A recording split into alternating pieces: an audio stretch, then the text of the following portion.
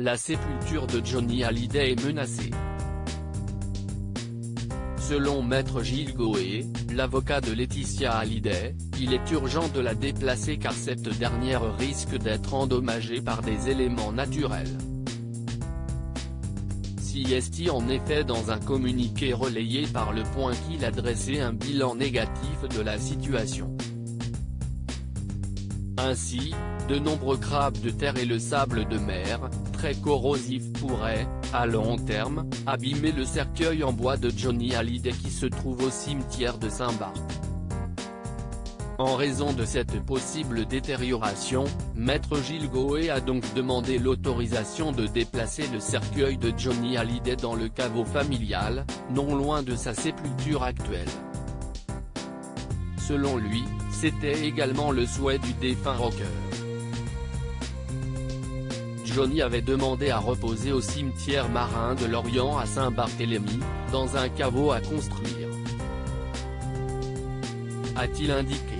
Dans une lettre adressée jeudi 26 décembre au président de la collectivité Bruno Magras, l'avocat de la compagne de Pascal Ballan insiste également sur l'impératif de la protection de la dignité de sa sépulture et de son corps.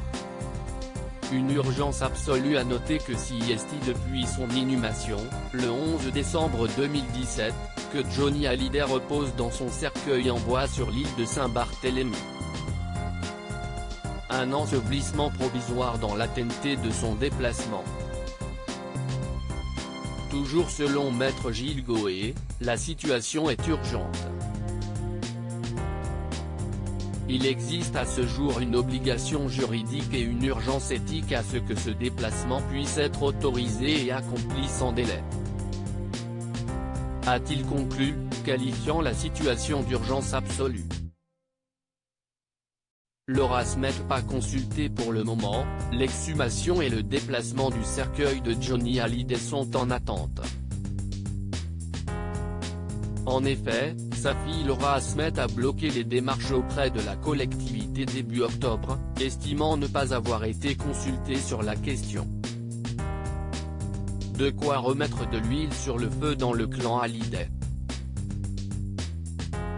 2 ans après l'inhumation provisoire de Johnny, l'opposition individuelle de Madame Laura Smet ne peut bloquer ce que le droit et la dignité imposent, a conclu le Conseil.